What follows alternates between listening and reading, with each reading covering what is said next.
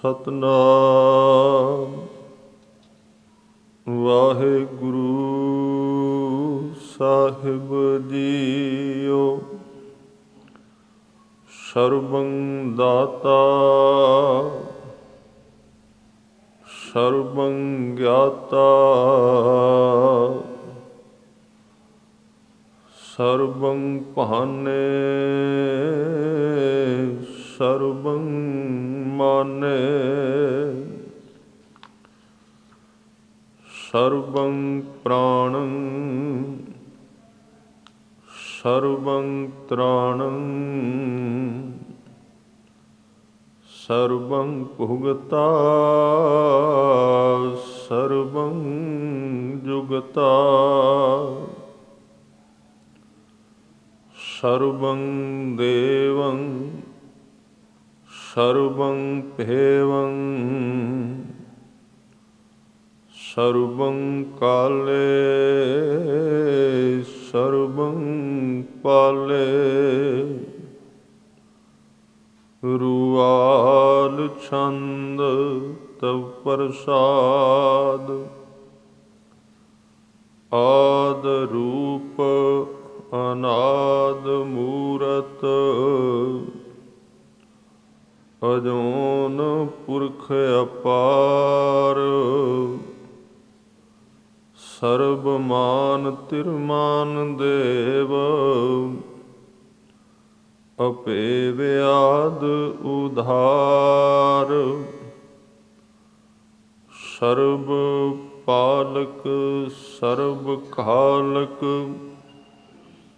ਸਰਬ ਕੋ ਪੁਨ ਕਾਲ ਯਤਰ ਤਤਰ ਬਿਰਾਜਹਿ ਅਵਧੂਤ ਰੂਪ ਰਸਾਲ ਜਤਰ ਤਤਰ ਬਿਰਾਜਹਿ ਅਵਧੂਤ ਰੂਪ ਰਸਾਲ। ਵਾਹਿਗੁਰੂ ਜੀ ਕਾ ਖਾਲਸਾ ਵਾਹਿਗੁਰੂ ਜੀ ਕੀ ਫਤਿਹ। ਗਰੀਬ ਨਵਾਜ਼ ਪਾਤਸ਼ਾਹ ਦਸਾਂ ਪਾਤਸ਼ਾਹੀਆਂ ਦੇ ਆਤਮਿਕ ਸਵਰੂਪ ਸ਼ਬਦ ਗੁਰੂ ਧੰਨ ਗੁਰੂ ਗ੍ਰੰਥ ਸਾਹਿਬ ਸੱਚੇ ਪਾਤਸ਼ਾਹ ਜੀ ਦੇ ਪਾਵਨ ਪਵਿੱਤਰ ਦਰਬਾਰ ਵਿੱਚ ਸੁਭਾਏਮਾਨ ਗੁਰੂ ਰੂਪ ਸਾਧ ਸੰਗਤ ਜੀਓ, ਆਪ ਜੀ ਨੇ ਸਤਿਗੁਰੂ ਗੁਰੂ ਗੋਬਿੰਦ ਸਿੰਘ ਪਾਤਸ਼ਾਹ ਜੀ ਦੇ ਮੁਖਾਰ ਬਿੰਦ ਤੋਂ ਉਚਾਰਨ ਕੀਤੀ ਹੋਈ ਪਾਵਨ ਪਵਿੱਤਰ ਬਾਣੀ ਜਾਪ ਸਾਹਿਬ ਵਿੱਚੋਂ ਅੱਜ ਦਾ ਪ੍ਰਕਰਨ ਸ਼ੰਤ ਸਰਵਣ ਕੀਤੇ ਨੇ। ਸਤਿਗੁਰਾਂ ਨੇ ਬੜੇ ਸ਼ਰਧਾ ਔਰ ਭਾਵ ਵਿੱਚ ਅਕਾਲ ਪੁਰਖ ਵਾਹਿਗੁਰੂ ਦੀ ਮੁਹੱਬਤ ਪਿਆਰ ਦਰਸ਼ਨ ਦੀਦਾਰ ਦਾ ਜਲਵਾ ਵੇਖ ਕੇ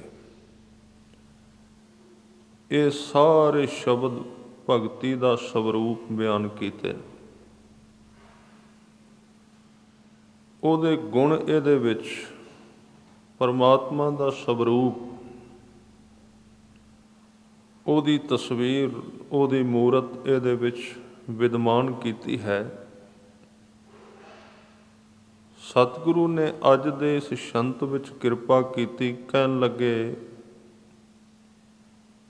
ਹਰ ਰੋਜ਼ ਤੂੰ ਆਪਣੇ ਹੱਥਾਂ ਨਾਲ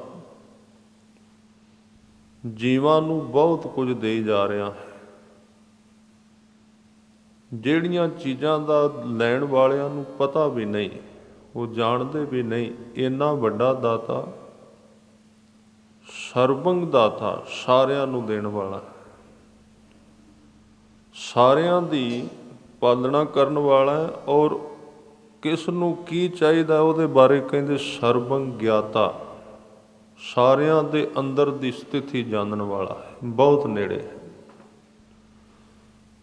ਸਤਿਗੁਰੂ ਨੇ ਅਕਾਲ ਪੁਰਖ ਦੇ ਇਸ ਸੁਭਾਅ ਬਾਰੇ ਬਾਣੀ ਵਿੱਚ ਲਿਖਿਆ। ਗੁਰੂ ਨਾਨਕ ਸਾਹਿਬ ਨੇ ਉਦਾਹਰਨ ਦਿੱਤੀ, ਜਿੱਥੇ ਵੀ ਕੋਈ ਜੀਵ ਕੋਈ ਕੰਮ ਕਰਦਾ ਹੈ, ਕੰਮ ਤੇ ਬਾਹਰ ਦਿਸਦੇ ਨੇ, ਕਹਿੰਦੇ ਅੰਦਰੋਂ ਸੋਚਦਾ ਵੀ ਹੈ। ਉਹਦੇ ਅੰਦਰ ਜਿਹੜੇ ਸੰਕਲਪ, ਜਿਹੜੇ ਫੁਰਨੇ, ਜਿਹੜੇ ਖਿਆਲ ਚੱਲਦੇ ਨੇ, ਉਹ ਵੀ ਉਹਦੇ ਕੋਲ ਉਸੇ ਵੇਲੇ ਰੱਬ ਦੇ ਸਾਹਮਣੇ ਪ੍ਰਗਟ ਹੋ ਜਾਂਦੇ ਨੇ। ਜਿੰਨਾ ਚਿਰ ਨਹੀਂ ਪਤਾ ਉਹਨਾਂ ਚਿਰ ਤੇ ਆਦਮੀ ਆਪਣੇ ਹੰਕਾਰ ਵਿੱਚ ਫਿਰਦਾ ਹੈ ਕਿ ਮੈਂ ਜੋ ਕੁਝ ਕਰ ਰਿਹਾ ਇਹ ਇੱਕ ਪਾਸੇ ਕਰ ਰਿਹਾ, ਕੋਲ ਤਾਂ ਹੈ ਨਹੀਂ ਸੀ ਕੋਈ। ਜਾਂ ਅੰਦਰੋਂ ਜਿਹੜੀ ਵਿਚਾਰਧਾਰਾ ਸਾਡੇ ਚੱਲਦੀ ਉਹਦੇ ਬਾਰੇ ਵੀ ਆਪਾਂ ਸੋਚਦੇ ਹਾਂ ਵੀ ਅਸੀਂ ਲੁਕੋ ਕੇ ਅੰਦਰ ਸੋਚ ਲਿਆ। ਆਦਮੀ ਤੋਂ ਤੇ ਲੁਕਾਇਆ ਜਾ ਸਕਦਾ, ਮਨੁੱਖ ਤੋਂ ਮਨੁੱਖ ਲੁਕਾ ਸਕਦਾ, ਪਰ ਸਤਿਗੁਰਾਂ ਨੇ ਕਿਹਾ ਜਿਹੜਾ ਤੇਰੇ ਹਿਰਦੇ ਦੇ ਬਿਲਕੁਲ ਨੇੜੇ ਹੈ, ਜਿਉਂ ਹੀ ਤੇਰੇ ਅੰਦਰ ਜਿਹੜਾ ਵੀ ਖਿਆਲ ਪੈਦਾ ਹੁੰਦਾ ਉਹਦੇ ਸਾਹਮਣੇ ਪ੍ਰਗਟ ਹੋ ਜਾਂਦਾ, ਉਹ ਜਾਣਦਾ ਹੈ, ਅੰਤਰਜਾਮੀ ਹੈ। ਇਸ ਕਰਕੇ ਜਿਨ੍ਹਾਂ ਨੂੰ ਇਹ ਗਿਆਨ ਦੀ ਪ੍ਰਾਪਤੀ ਹੋਈ ਕਿ ਮੈਂ ਸੋਚਿਆ ਨਹੀਂ ਤੇ ਉਹਦੇ ਕੋਲ ਗਿਆ ਨਹੀਂ, ਬੋਲਣ ਦੀ ਲੋੜ ਹੀ ਨਹੀਂ, ਉਹਨਾਂ ਵਿੱਚ ਇੱਕ ਭੈ ਦੀ ਕੰਬਣੀ ਆਈ, ਉਹਨਾਂ ਵਿੱਚ ਇੱਕ ਡਰ ਦੀ ਅੱਗ ਬਲ ਪਈ ਉਹਨਾਂ ਵਿੱਚ ਕਿ ਤੂੰ ਤੇ ਬਹੁਤ ਨੇੜੇ ਹੈ, ਮੇਰੀ ਤੇ ਸੋਚ ਜਿਹੜੀ ਹੈ ਉਹੀ ਬੜੀ ਧਰਮ ਦੇ ਅਨੁਕੂਲ ਹੀ ਨਹੀਂ, ਮੇਰੇ ਵਿਚਾਰ ਬਹੁਤ ਨੀਵੇਂ ਨੇ। ਜਿਨ੍ਹਾਂ ਨੂੰ ਇਹ ਗੱਲ ਪੂਰੀ ਤਰ੍ਹਾਂ ਸਮਝ ਵਿੱਚ ਆ ਗਈ ਕਿ ਇੱਧਰੋਂ ਮੈਂ ਸੋਚਿਆ ਤੇ ਉੱਧਰੋਂ ਉਹਦੇ ਕੋਲ ਗੱਲ ਚਲੀ ਗਈ, ਪ੍ਰਗਟ ਹੋ ਗਈ, ਨਸ਼ਰ ਹੋ ਗਈ, ਉਹਨਾਂ ਦੇ ਜੀਵਨ ਵਿੱਚ ਇੱਕ ਭੈ ਦੀ ਅਗਨੀ ਜਗ ਪੈ ਗਈ। ਔਰ ਇਸ ਭੈ ਦੀ ਅੱਗ ਤੋਂ ਬਿਨਾਂ ਜਿਹੜੀ ਹਜ਼ੂਰੀ ਵਿੱਚ ਹੀ ਬਲਦੀ ਹੈ, ਜਿੰਨਾ ਚਿਰ ਭੈ ਦੀ ਅੱਗ ਨਹੀਂ ਬਲਦੀ ਧਾਰਮਿਕ ਬੰਦੇ ਦੇ ਜੀਵਨ ਵਿੱਚ, ਰੱਬ ਦਾ ਭੈ ਨਹੀਂ ਪੈਂਦਾ, ਡਰ ਨਹੀਂ ਪੈਂਦਾ, ਉਹਨਾਂ ਚਿਰ ਇਹਦਾ ਸਖਤ ਪੱਥਰ ਵਰਗਾ ਮਨ, ਬਰਫ਼ ਵਰਗਾ ਮਨ ਪਿਘਲਦਾ ਨਹੀਂ। ਕਬੀਰ ਜੀ ਨੇ ਉਦਾਹਰਨ ਦਿੱਤੀ, ਕਹਿੰਦੇ ਬਰਫ਼ ਦਾ ਇੱਕ ਡਲਾ ਹੈ, ਠੰਡ ਵਿੱਚ ਪਿਆ ਹੈ, ਸੂਰਜ ਦਾ ਸੇਕ ਨਹੀਂ, ਕਿਵੇਂ ਪਿਘਲੇਗਾ? ਪਾਣੀ ਕਿਵੇਂ ਬਣੇਗਾ? ਬਰਫ਼ ਦਾ ਡਲਾ, ਬਰਫ਼ ਦਾ ਇੱਕ ਟੁਕੜਾ ਸੋਚਦਾ ਤਾਂ ਹੈ ਕਿ ਮੈਂ ਸਾਰੀ ਉਮਰ ਜ਼ਮੀਨ 'ਤੇ ਹੀ ਪਿਆ ਰਵਾਂਗਾ, ਸਫ਼ਰ ਤੇ ਕੀਤਾ ਹੀ ਨਹੀਂ, ਕਿਉਂਕਿ ਪੱਥਰ ਤੁਰ ਨਹੀਂ ਸਕਦੇ। ਬਰਫ਼ ਜਿਹੜੀ ਹੈ, ਬਰਫ਼ ਦੀ ਸਿੱਲ, ਬਰਫ਼ ਦਾ ਟੁਕੜਾ ਤੁਰ ਨਹੀਂ ਸਕਦਾ। ਉਹਨੇ ਸੋਚਿਆ ਮੈਂ ਤੇ ਪਿੰਗਲਾ, ਮੇਰੇ ਤੇ ਪੈਰ ਹੀ ਨਹੀਂ, ਮੈਂ ਤੁਰ ਹੀ ਨਹੀਂ ਸਕਦਾ, ਸਾਰੀ ਦੁਨੀਆ ਸਫ਼ਰ ਕਰ ਰਹੀ, ਮੈਂ ਤਾਂ ਇੱਥੇ ਹੀ ਹਾਂ, ਜਿੱਥੇ ਪੈਦਾ ਹੋਇਆ ਸੀ ਉੱਥੇ ਪਿਆ ਹੋਇਆ। ਉਹਨੂੰ ਕਿਸੇ ਕਿਹਾ ਵੀ ਜੇ ਤੂੰ ਸਫ਼ਰ ਕਰਨਾ ਤੂੰ ਅੱਗ ਦੇ ਨੇੜੇ, ਅੱਗ ਨਾਲ ਦੋਸਤੀ ਪਾ, ਅੱਗ ਦਾ ਸੇਕ ਪਏਗਾ ਤੇ ਤੂੰ ਪਿਘਲ ਜਾਏਗਾ ਤੇ ਪਾਣੀ ਬਣ ਜਾਏਗਾ, ਅੱਧੀ ਕੁ ਸਪੀਡ ਤੇਰੇ ਵਿੱਚ ਸਫ਼ਰ ਕਰਨ ਦੀ ਆ ਜਾਏਗੀ, ਅੱਧੀ ਸਪੀਡ ਤੇਰੇ ਵਿੱਚ ਆ ਜਾਏਗੀ ਸਫ਼ਰ ਕਰਨ ਦੀ। ਇੱਕ ਥਾਂ ਤੋਂ ਉੱਚੇ ਥਾਂ ਤੋਂ ਨੀਵੇਂ ਥਾਂ ਵੱਲ ਵਹਿਣ ਲੱਗ ਪਏਗਾ, ਕੁਝ ਤੇ ਸਰੂਪ ਬਦਲ ਜਾਏਗਾ। ਫਿਰ ਕਹਿੰਦੇ ਉਸ ਪਾਣੀ ਦੇ ਉੱਤੇ ਜਦੋਂ ਸੂਰਜ ਦਾ ਸੇਕ ਪਏਗਾ ਤੇ ਉਹ ਪਾਣੀ ਦੀ ਹੋਰ ਇੱਕ ਦਸ਼ਾ ਬਣ ਗਈ, ਉਹ ਪਾਣੀ ਦੀ ਬਣ ਗਈ ਭਾਪ, ਹਵਾ ਬਣ ਗਈ। ਫਿਰ ਕਹਿੰਦੇ ਉਹ ਪਾਣੀ ਆਕਾਸ਼ ਵਿੱਚ ਉੱਡਣ ਲੱਗ ਪਿਆ, ਉਹਦੇ ਵਿੱਚ ਹੋਰ ਬਦਲੀ ਆ ਗਈ। ਇਸੇ ਤਰ੍ਹਾਂ ਜਿਹੜਾ ਸਾਡਾ ਮਨ ਹੈ ਨਾ, ਇਹ ਬਰਫ਼ ਵਾਂਗੂ ਜੰਮਿਆ ਪਿਆ ਹੈ, ਬਰਫ਼ ਦਾ ਇੱਕ ਡਲਾ ਹੈ, ਮਾਨੋ ਇਹਦੇ ਵਿੱਚ ਉੱਡਣ ਦੀ ਸਮਰੱਥਾ ਤੇ ਹੈ, ਪਰ ਇਹਦੇ ਵਿੱਚ ਇਹਨੂੰ ਸੇਕ ਨਹੀਂ ਪੈ ਰਿਹਾ ਗੁਰੂ ਕੇ ਭੈ ਦਾ। ਡਰਦਾ ਤੇ ਹੈ ਹੀ ਨਹੀਂ, ਭੈ ਤੇ ਹੈ ਹੀ ਨਹੀਂ ਇਸ ਨੂੰ, ਗੁਰੂ ਦੇ ਕੋਲ ਵੀ ਡਰਦਾ ਨਹੀਂ। ਇੱਕ ਤਾਂ ਅੰਦਰੋਂ ਜਾਣਨਾ ਨਾ, ਇੱਕ ਬਾਹਰੀ ਤੌਰ ਤੇ ਹੈ, ਸਭ ਕੁਝ ਜਾਣ ਕੇ ਵੀ, ਸਭ ਕੁਝ ਬੁੱਝ ਕੇ ਵੀ, ਸਭ ਕੁਝ ਸੁਣ ਕੇ ਵੀ ਹਰ ਇੱਕ ਗੱਲ ਨੂੰ ਸਮਝਦਾ ਹੋਇਆ ਵੀ ਅਣਗੌਰ ਕਰ ਜਾਂਦਾ ਵੀ ਕੋਈ ਗੱਲ ਨਹੀਂ, ਇਹ ਤੇ ਇਸ ਤਰ੍ਹਾਂ ਹੀ ਕਹਿੰਦੇ ਨੇ। ਇਹ ਤਾਂ ਸ਼ੁਰੂ ਤੋਂ ਰਿਵਾਜ ਹੀ ਚੱਲਿਆ, ਧਰਮ ਗ੍ਰੰਥਾਂ ਵਿੱਚ ਤੇ ਲਿਖੀਏ ਨੇ, ਸੁਣੋ ਜ਼ਰੂਰ, ਮੱਥਾ ਜ਼ਰੂਰ ਟੇਕੋ, ਮਰਜ਼ੀ ਆਪਣੀ ਕਰੋ। ਇਸ ਤਰ੍ਹਾਂ ਕਰਦਾ ਹੈ। ਜਿਹਨੂੰ ਕਬੀਰ ਜੀ ਨੇ ਕਿਹਾ ਮਨ ਜਾਣ ਸਭ ਬਾਤ। ਅੱਜ ਕੱਲ੍ਹ ਮੈਂ ਸੁਣਿਆ ਕਹਿੰਦੇ ਲੋਕ ਪਤਾ ਨਹੀਂ, ਪ੍ਰਚਾਰ ਹੋਣਾ ਚਾਹੀਦਾ, ਪਰ ਸਤਿਗੁਰੂ ਨੇ ਨਹੀਂ ਮੰਨਿਆ। ਉਹ ਕਹਿੰਦੇ ਨਹੀਂ ਪਤਾ ਹੈ ਪਰ ਡਰ ਨਹੀਂ ਹੈ। ਪਤਾ ਹੋਣਾ ਤੇ ਡਰਨਾ ਦੋ ਗੱਲਾਂ ਨੇ। ਪਤਾ ਹੋ ਜਾਣਾ ਜੇ ਕੋਲ ਹੈ, ਬੰਦੇ ਦੀ ਤਾਂ ਫਿਤਰਤ ਹੀ ਇਹ ਹੈ ਕਿ ਜੇ ਉਹਦੇ ਸਾਹਮਣੇ ਡਾਂਗ ਵਾਲਾ ਖੜਾ ਹੈ, ਡੰਡੇ ਵਾਲਾ ਖੜਾ ਹੈ, ਫਿਰ ਤੇ ਉਹ ਸਾਰਾ ਮਰਿਆਦਾ ਵਿੱਚ ਰਹੇਗਾ, ਨਿਯਮ ਵਿੱਚ ਰਹੇਗਾ। ਉਹ ਥੋੜ੍ਹਾ ਜਿਹਾ ਪਾਸੇ ਹੋਏ ਨਹੀਂ ਤੇ ਬਸ ਸਭ ਕੁਝ ਸਿੱਟ ਦਿੱਤਾ ਉੱਥੇ। ਫਿਰ ਕਿਵੇਂ? ਇਸ ਤਰ੍ਹਾਂ ਦਾ ਜੀਵਨ ਰੱਬ ਨੂੰ ਪ੍ਰਵਾਨ ਹੈ ਨਹੀਂ। ਉੱਥੇ ਅੰਦਰ ਬਾਹਰ ਇੱਕ ਚੱਲਦਾ ਹੈ, ਉੱਥੇ ਕੋਈ ਬੱਧਾ ਚੱਟੀ ਨਹੀਂ ਚੱਲਦੀ। ਉੱਥੇ ਕੋਈ ਫਾਰਮੈਲਿਟੀਜ਼ ਦਾ ਜਿਹੜਾ ਸਿਸਟਮ ਹੈ ਉੱਥੇ ਇਹ ਨਹੀਂ ਚੱਲਦਾ। ਉਹ ਅੰਦਰੋਂ ਬਾਹਰੋਂ ਵੇਖਦਾ, ਕੱਲਾ ਬਾਹਰੋਂ ਨਹੀਂ। ਉਹ ਸਾਡੀ ਪੱਗ ਨੂੰ ਕੱਲਾ ਨਹੀਂ ਵੇਖੇਗਾ, ਉਹ ਇਸ ਪੱਗ ਦੇ ਥੱਲੇ ਜਿਹੜਾ ਸਿਰ ਹੈ ਉਹਦੇ ਵਿੱਚ ਇੱਕ ਨੀਅਤ ਹੈ ਬੰਦੇ ਦੀ, ਉਹਨੂੰ ਵਿੱਚ ਪਰਖਦਾ ਹੈ। ਉਹ ਇਹਦੇ ਵੀ ਦੀਦਾਰ ਕਰਦਾ ਹੈ। ਇਸ ਕਰਕੇ ਕਹਿੰਦੇ ਕਬੀਰ ਸਾਹਿਬ ਨੇ ਕਿਹਾ, ਕਹਿੰਦੇ ਭਲੀ ਭਰੀ ਜੋ ਭਉ ਭਰਿਆ, ਦਿਸ਼ਾ ਗਈ ਸਭ ਭੂਲ। ਓਰਾ ਗਰ ਪਾਣੀ ਹੁਆ, ਜਾਏ ਮਿਲਿਓ ਢਲ ਕੂਲ। ਭਲੀ ਭਰੀ, ਮੈਂ ਗੱਲ ਕਰ ਰਿਹਾ ਸੀ ਬਰਫ਼ ਦੀ, ਤੇ ਬਰਫ਼ ਨੂੰ ਲੱਗੇ ਸੇਕ ਤੇ ਉਹਦਾ ਪਾਣੀ ਬਣ ਜਾਂਦਾ ਹੈ, ਹੋਰ ਲੱਗੇ ਉਹਨੂੰ ਸੇਕ ਤੇ ਉਹਦਾ ਬਣ ਜਾਂਦੀ ਭਾਪ। ਹਜ਼ੂਰ ਕਹਿੰਦੇ ਨੇ, ਕਬੀਰ ਸਾਹਿਬ ਕਹਿੰਦੇ ਮੇਰੇ ਬਰਫ਼ ਵਰਗੇ ਮਨ ਦੇ ਉੱਤੇ ਗੁਰੂ ਕੇ ਭੈ ਦਾ ਸੇਕ ਪਿਆ, ਗੁਰੂ ਦਾ ਡਰ। ਗੁਰੂ ਕੇ ਡਰ ਦੀ ਮੇਰੇ ਉੱਤੇ ਜਦੋਂ ਅੱਗ ਪਈ, ਭਲੀ ਪਰੀ ਜੋ ਭਉ ਭਰਿਆ, ਮੈਨੂੰ ਡਰ ਪੈ ਗਿਆ ਉਹਦਾ ਵੀ ਮੇਰੇ ਕੋਲ ਹੈ, ਮੈਨੂੰ ਵੇਖ ਰਿਹਾ ਹੈ, ਮੇਰੇ ਫੁਰਨੇ ਬੁੱਝੀ ਜਾ ਰਿਹਾ, ਮੈਂ ਜੋ ਕੁਝ ਕਰਕੇ ਆਇਆ ਉਹ ਜਾਣਦਾ, ਮੈਂ ਜੋ ਕੁਝ ਸੋਚ ਰਿਹਾ ਉਹ ਵੀ ਸਮਝਦਾ ਹੈ। ਜਦੋਂ ਇਹ ਗੱਲ ਸਾਹਮਣੇ ਆਈ ਤੇ ਕਹਿੰਦੇ ਭਉ ਭਰਿਆ, ਭੈ ਦੀ ਅੱਗ ਬਲ ਪਈ। ਥੋੜ੍ਹਾ ਜਿਹਾ ਘੱਟ ਕਰ। ਭਲੀ ਪਰੀ ਜੋ ਭਉ ਭਰਿਆ, ਦਿਸ਼ਾ ਗਈ ਸਭ ਭੂਲ। ਸਾਰਾ ਕੁਝ ਭੁੱਲ ਗਿਆ, ਹੋਰ ਸਿਰਫ ਇੱਕੋ ਹੀ ਚੇਤੇ ਰਿਹਾ ਵੀ ਉਹ ਵੇਖ ਰਿਹਾ ਹੈ। ਦਿਸ਼ਾ ਦਾ ਅਰਥ ਹੈ ਫਿਰ ਬੰਦਾ ਇੱਧਰ ਉੱਧਰ ਨਹੀਂ ਦੇਖਦਾ।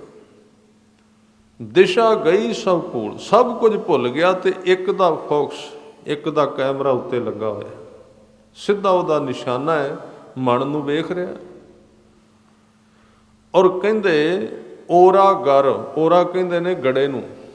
ਪੰਜਾਬੀ ਵਿੱਚ ਜਦੋਂ ਗੜੇ ਪੈਂਦੇ ਆਕਾਸ਼ ਵਿੱਚੋਂ ਬਰਫ਼ ਡਿੱਗਦੀ, ਉਹਨੂੰ ਕਹਿੰਦੇ ਨੇ ਗੜੇ ਪੈਣੇ, ਉਹਨੂੰ ਕਹਿੰਦੇ ਓਰਾ। ਓਰਾ ਦੇ ਅਰਥ ਨੇ ਬਰਫ਼ ਦਾ ਟੁਕੜਾ, ਗਰ ਦਾ ਅਰਥ ਹੈ ਗਲ ਗਿਆ ਸੇਕ ਦੇ ਨਾਲ। ਮਨ ਰੂਪੀ ਬਰਫ਼ ਦਾ ਟੁਕੜਾ ਗੁਰੂ ਦੇ ਡਰ ਦੇ ਥੱਲੇ ਆ ਕੇ ਪਿਘਲ ਗਿਆ, ਬੜਾ ਸਖਤ ਸੀ। ਹੁਣ ਇਹਦੇ ਵਿੱਚ ਖਰਬਾਪਣ ਖਤਮ ਹੋ ਗਿਆ, ਪਾਣੀ ਵਰਗਾ ਬਣ ਗਿਆ। ਪਾਣੀ ਵਿੱਚ ਕਈ ਗੁਣ ਨੇ, ਨਿਵਾਨ ਨੂੰ ਚੱਲਦਾ ਹੈ, ਮੈਲ ਲਾਉਂਦਾ ਹੈ, ਪਿਆਸ ਬੁਝਾਉਂਦਾ ਹੈ। ਓਰਾ ਗਰ ਪਾਣੀ ਹੁਆ, ਜਾਏ ਮਿਲਿਓ ਢਲ। ਢਲ ਗਿਆ ਮਤਲਬ ਕਿ ਸਫ਼ਰ ਕਰਨ ਲੱਗ ਪਿਆ, ਵਗਣ ਲੱਗ ਪਿਆ।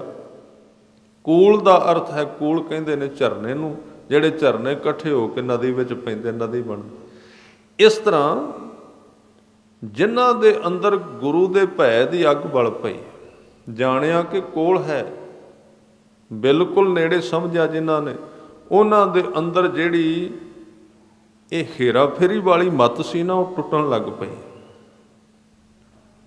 ਅੰਦਰੋਂ ਜਿਹੜੀ ਇਹ ਸਮਝਦਾ ਸੀ ਵੀ ਕਿਹੜਾ ਚਲੋ ਕਰੋ, ਕੌਣ ਵਹਿੰਦਾ ਪਿਆ।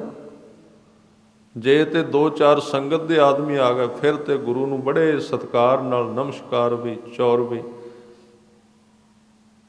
ਤੇ ਜੇ ਇੱਥੇ ਕੋਈ ਨਹੀਂ, ਇਕੱਲੇ ਗੁਰੂ ਗ੍ਰੰਥ ਸਾਹਿਬ ਨੇ, ਫਿਰ ਹੱਸਣਾ ਖੇਡਣਾ, ਗੱਲਾਂ ਕਰਨੀਆਂ, ਜਿਵੇਂ ਬੰਦਾ ਖੇਡ ਦੇ ਮੈਦਾਨ ਵਿੱਚ ਤੁਰਿਆ ਫਿਰਦਾ। ਇਹ ਆਦਮੀ ਬੇਈਮਾਨ ਹੈ, ਇਹ ਧੋਖੇਬਾਜ਼ ਹੈ, ਔਰ ਗੁਰੂ ਨਾਲ ਨਹੀਂ, ਆਪਣੇ ਨਾਲ ਧੋਖਾ ਕਰੇਗਾ। ਤਾਂ ਮੈਂ ਬੇਨਤੀ ਕਰ ਰਿਹਾ ਸੀ, ਭੈ ਦੀ ਅੱਗ ਤਾਂ ਬਲੇਗੀ ਜਦੋਂ ਸਰਬੰ ਗਿਆਤਾ, ਜਦੋਂ ਗੁਰੂ ਗੋਬਿੰਦ ਸਿੰਘ ਸੱਚੇ ਪਾਤਸ਼ਾਹ ਕਹਿੰਦੇ ਤੂੰ ਇਸ ਗੱਲ ਨੂੰ ਯਕੀਨਨ ਜਾਣ ਲੈ ਕਿ ਉਹ ਸਾਰਿਆਂ ਦੇ ਅੰਦਰ ਜਿੰਨੇ ਵੀ ਵਿਚਾਰ ਚੱਲ ਰਹੇ, ਜਿੰਨੇ ਵੀ ਖਿਆਲ ਚੱਲਦੇ ਨੇ, ਆਦਮੀ ਕੰਧ ਦੀ ਓਟ ਤੇ ਕਰਦਾ ਹੈ, ਆਦਮੀ ਆਪਣੇ ਕਮਰੇ ਵਿੱਚ ਕਰ ਸਕਦਾ, ਉਹ ਸਭ ਕੁਝ ਨੂੰ ਜਾਣਦਾ ਹੈ।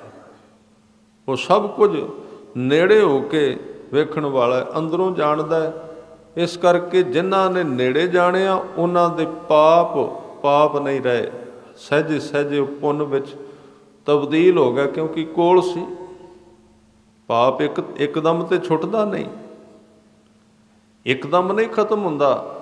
ਪਰ ਜਦੋਂ ਇਹ ਜਾਣਿਆ ਕਿ ਜੋ ਮੈਂ ਉੱਥੇ ਕਰਕੇ ਆਇਆ ਉਹ ਤੈਨੂੰ ਪਹਿਲਾਂ ਹੀ ਪਤਾ ਹੈ, ਬੰਦੇ ਦੀ ਅਰਦਾਸ ਬਦਲ ਜਾਏਗੀ,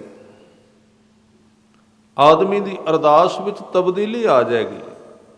ਫਿਰ ਤੇ ਉਹਦੀਆਂ ਅੱਖਾਂ ਝੁਕੀਆਂ ਰਹਿਣਗੀਆਂ ਗੁਰੂ ਅੱਗੇ, ਫਿਰ ਤੇ ਉਹਦੀਆਂ ਅੱਖਾਂ ਭਰੀਆਂ ਰਹਿਣਗੀਆਂ ਬਈ ਮੈਂ ਨਹੀਂ ਉਹ ਕਰ ਰਿਹਾ ਜੋ ਤੁਸੀਂ ਕਿਹਾ, ਮੈਂ ਗਲਤ ਕੀਤਾ ਹੈ। ਐਸੇ ਬੰਦੇ ਵਿੱਚ ਫਿਰ ਗੁਰੂ ਦੀ ਉਤਸੁਕਤਾ ਵੱਧ ਜਾਂਦੀ ਹੈ। ਖਿਆਲ ਰੱਖਣਾ, ਇਹ ਨਹੀਂ ਕਿ ਸਿੱਖ ਪਾਪ ਆਪ ਛੱਡਦਾ, ਨਹੀਂ। ਮੈਂ ਇੱਥੇ ਬੇਨਤੀ ਕਰਾਂ,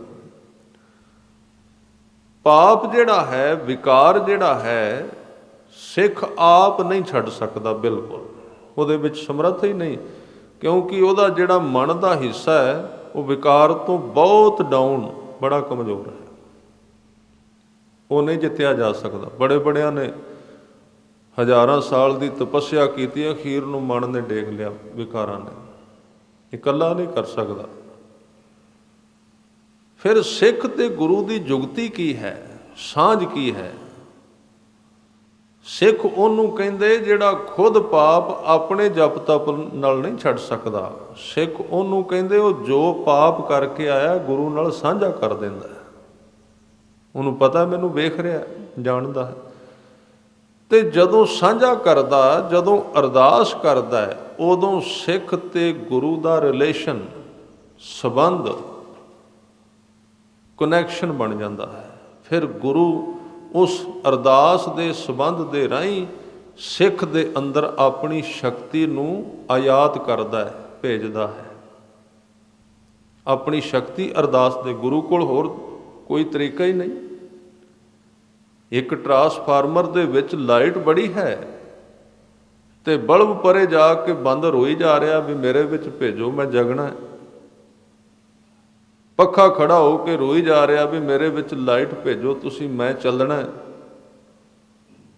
ਤੇ ਟਰਾਂਸਫਾਰਮਰ ਕਹੇਗਾ ਵੀ ਮੈਂ ਕੀ ਕਰਾਂ, ਮੇਰੇ ਕੋਲ ਲਾਈਟ ਤਾਂ ਹੈ ਪਰ ਤਾਰ ਤੇ ਲਵਾਓ, ਵਿੱਚੋਂ ਕਨੈਕਸ਼ਨ ਤੇ ਬਣਾਓ, ਜੇ ਕਨੈਕਸ਼ਨ ਨਹੀਂ ਤੇ ਮੈਂ ਕਿਵੇਂ ਭੇਜਾਂ ਤੇਰੇ ਵਿੱਚ। ਅਰਦਾਸ ਹੀ ਸਿੱਖੀ ਹੈ। ਅਰਦਾਸ ਸਿੱਖੀ ਦਾ ਮਤਲਬ ਸਿੱਖ ਦੀ ਸਾਧਨਾ ਨਹੀਂ, ਖਿਆਲ ਰੱਖਣਾ। ਸਿੱਖੀ ਕਮਾਉਣ ਦਾ ਮਤਲਬ ਸਿੱਖ ਆਪਣੀ ਜਪ ਤਪ, ਆਪਣੀ ਸੇਵਾ, ਆਪਣੇ ਕਰਮਾਂ ਦੇ ਸਹਾਰੇ ਤੇ ਵੱਡਾ ਨਹੀਂ ਹੁੰਦਾ। ਸਿੱਖ ਦਾ ਮਤਲਬ ਹੈ ਉਹ ਆਪਣੇ ਜੀਵਨ ਨੂੰ ਗੁਰੂ ਅੱਗੇ ਰੱਖ ਦਿੰਦਾ ਹੈ, ਗੁਰੂ ਨਾਲ ਸੰਬੰਧਿਤ ਹੋ ਜਾਂਦਾ ਹੈ। ਫਿਰ ਗੁਰੂ ਆਪਣੀ ਸ਼ਕਤੀ ਸਿੱਖ ਵਿੱਚ ਘੱਲ ਕੇ ਉਹਨੂੰ ਇਸ ਸੰਸਾਰ ਦੇ ਡਿੱਗੇ ਹੋਏ ਰੂਪ ਦੇ ਵਿੱਚੋਂ ਉੱਚਾ ਚੁੱਕਦਾ ਹੈ, ਆਪਣੀ ਤਾਕਤ ਲਾ ਕੇ, ਸ਼ਕਤੀ ਲਾ ਕੇ। ਇਹਨੂੰ ਕਹਿੰਦੇ ਗੁਰਸਿੱਖ ਦਾ ਆਪਸ ਵਿੱਚ, ਗੁਰੂ ਤੇ ਸਿੱਖ ਦਾ ਆਪਸੀ ਸੰਬੰਧ ਕੀ ਹੈ। ਇਸ ਲਈ ਸਿੱਖੀ ਨੂੰ ਕਮਾਉਣਾ ਜਿੰਨਾ ਔਖਾ ਹੈ, ਸਿੱਖੀ ਨੂੰ ਸਮਝਣਾ ਉਹਦੇ ਤੋਂ ਵੀ ਔਖਾ ਹੈ। ਸ਼ਾਇਦ ਅੱਜ ਦੀ ਸਾਡੀ ਬਹੁ ਗਿਣਤੀ ਸਿੱਖੀ ਨੂੰ ਠੀਕ ਨਹੀਂ ਕਮਾ ਰਹੀ। ਉਹ ਆਪਣੇ ਜਪਾਂ ਤਪਾਂ ਦੇ ਸਹਾਰੇ ਤੇ ਸਿੱਖ ਬਣਨਾ ਚਾਹੁੰਦੇ, ਜਦ ਕਿ ਕਿਹਾ ਗਿਆ ਸਾਧਨਾ ਕਰ, ਜਪ ਤਪ ਕਰ, ਸੇਵਾ ਕਰ, ਦਾਨ ਕਰ। ਪਰ ਇੱਥੇ ਆ ਕੇ ਸਮਝ ਤੋਂ ਉਹ ਤਿਲਕ ਗਏ ਕਿ ਸਿੱਖੀ ਇਹਨੂੰ ਨਹੀਂ ਕਹਿੰਦੇ। ਇਸ ਕਰਕੇ ਫਿਰ ਮੈਂ ਗੱਲ ਦੁਹਰਾ ਦਿਆਂ, ਜਿੰਨਾ ਔਖਾ ਸਿੱਖੀ ਨੂੰ ਕਮਾਉਣਾ, ਮੈਂ ਸਮਝਦਾ ਬਹੁਤਾ ਔਖਾ ਨਹੀਂ ਹੈ। ਕਮਾਉਣਾ ਔਖਾ ਨਹੀਂ, ਕਿਉਂਕਿ ਕਮਾਉਣਾ ਤੇ ਹੈ ਹੀ ਨਹੀਂ, ਹੱਥਾਂ ਵਿੱਚ ਜੀਵਨ ਹੀ ਦੇਣਾ ਗੁਰੂ ਦੇ। ਬਸ ਸਮਝਣਾ ਬਹੁਤ ਔਖਾ ਹੈ। ਕਿੰਨੇ ਲੋਕ ਸਨ ਗੁਰੂ ਨਾਨਕ ਸਾਹਿਬ ਕੋਲ ਜਿਹੜੇ ਬੜੀ ਤੇਜ਼ ਤਰਾਰ ਸੇਵਾ ਤਪੱਸਿਆ ਕਰਦੇ। ਕਿੰਨੇ ਲੋਕ ਸਨ ਗੁਰੂ ਅੰਗਦ ਦੇਵ ਜੀ ਕੋਲ, ਪਰ ਗੁਰੂ ਅੰਗਦ ਦੇਵ ਜੀ ਚੁਣੇ ਗਏ, ਗੁਰੂ ਅਮਰਦਾਸ ਜੀ ਚੁਣੇ ਗਏ। ਬਾਕੀ ਵੀ ਸਾਰੇ ਸਿੱਖ ਸਨ, ਕਮੀ ਨਹੀਂ ਸੀ ਸੇਵਾ ਵਿੱਚ। ਭਾਈ ਲਹਿਣਾ ਜੀ ਤਾਂ ਸਿਰਫ 7 ਸਾਲ ਹੀ ਰਹੇ ਸਨ ਗੁਰੂ ਨਾਨਕ ਦੇ ਕੋਲ, ਇੰਨੇ ਚਿਰ ਵਿੱਚ ਚੁਣ ਲੈ ਗਏ। ਉਹਨਾਂ ਤੋਂ ਪਹਿਲਾਂ ਕਈ ਸਾਲਾਂ ਦੇ ਸਨ, ਬਹੁਤ ਸਾਰੇ ਗੁਰਸਿੱਖ ਤੇ ਬੜੇ ਚੜ੍ਹਦੀ ਕਲਾ ਵਾਲੇ ਸੀ, ਪਰ ਚੁਣਿਆ ਕਿਉਂ? ਜਿਹੜੀ ਇੰਤਹਾ ਤੱਕ ਸਮਝ ਲਿਆ, ਹੱਦ ਤੱਕ ਸਮਝਿਆ ਸਿੱਖੀ ਨੂੰ, ਉਹ ਭਾਈ ਲਹਿਣੇ ਨੇ। ਉਹ ਕਿਹੜੀ ਸੀ?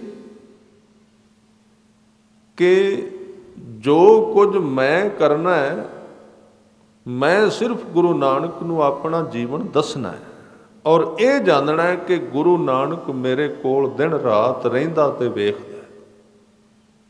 ਸਮਝ ਆ ਗਈ? ਇਸ ਕਰਕੇ ਉਹਨਾਂ ਸਿੱਖੀ ਨੂੰ ਕਮਾਇਆ। ਅੱਜ ਤੇ ਸਿੱਖ ਕਹਿੰਦਾ ਹੈ ਵੀ ਕੋਈ ਮੋਟੀਆਂ ਜੀਆਂ ਕਹਾਣੀਆਂ ਸੁਣਾਓ, ਉਹਨੂੰ ਸਿੱਖੀ ਕਹਿੰਦੇ।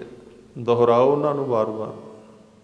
ਮੈਂ ਕੱਲ੍ਹ ਵੀ ਬੇਨਤੀ ਕੀਤੀ ਸੀ, ਜੇ ਇੱਕ 3-4 ਸਾਲ ਦਾ ਬੱਚਾ ਕੰਪਿਊਟਰਾਈਜ਼ ਹੋ ਸਕਦਾ, ਚਲਾ ਸਕਦਾ ਹੈ, ਜੇ 8 ਸਾਲ ਦਾ ਬੱਚਾ ਗੱਡੀ ਚਲਾ ਸਕਦਾ ਹੈ, ਜੇ ਉਹ ਨੈੱਟ ਦੀਆਂ ਸਾਰੀਆਂ ਕਿਰਿਆਵਾਂ ਨੂੰ ਜਾਣ ਸਕਦਾ ਹੈ, ਜਿਹੜਾ ਦਿਮਾਗ ਜਦੋਂ ਗੁਰੂ ਕੇ ਸ਼ਬਦ ਨੂੰ ਬਰੀਕੀ ਨਾਲ ਕਿਹਾ ਜਾਂਦਾ ਉਦੋਂ ਕਿਉਂ ਮੱਥੇ ਤੇ ਹੱਥ ਰੱਖ ਲੈਂਦਾ? ਕਹਿੰਦਾ ਸਮਝ ਨਹੀਂ ਆਉਂਦੀ।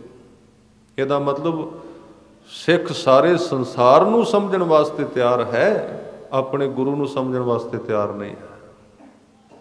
ਉਹਦਾ ਕਾਰਨ ਇਹ ਹੈ ਕਿ ਜੇ ਆਪਣੇ ਗੁਰੂ ਦੀ ਸਮਝ ਆ ਗਈ ਤੇ ਬੜੀ ਬੇਸ਼ਰਮੀ ਹੋਵੇਗੀ ਵੀ ਉਹ ਤੇ ਅਸੀਂ ਕਰ ਨਹੀਂ ਰਹੇ ਜੋ ਕੁਝ ਗੁਰੂ ਗ੍ਰੰਥ ਸਾਹਿਬ ਕਹਿ ਰਹੇ ਨੇ, ਉਹ ਤੇ ਅਸੀਂ ਕਰ ਨਹੀਂ ਰਹੇ, ਜੋ ਕੁਝ ਗੁਰੂ ਨੇ ਕਿਹਾ ਉਹ ਤੇ ਸਾਡੇ ਜੀਵਨ ਵਿੱਚ ਹੈ ਹੀ ਨਹੀਂ। ਇਸ ਕਰਕੇ ਸੌਖਾ ਇੱਕੋ ਹੀ ਇਲਾਜ ਹੈ, ਮੱਤ ਦੇ ਉੱਤੇ ਪੱਟੀ ਬੰਨ੍ਹ ਦਿਓ, ਪਤਾ ਹੀ ਨਾ ਲੱਗੇ ਗੁਰੂ ਗ੍ਰੰਥ ਸਾਹਿਬ ਕੀ ਕਹਿੰਦੇ ਨੇ। ਬਸ ਸਮਝ ਹੀ ਨਾ ਆਵੇ, ਪਾਠ ਕਰਨ ਵਾਲੇ ਪਾਠ ਕਰੀ ਜਾਣ,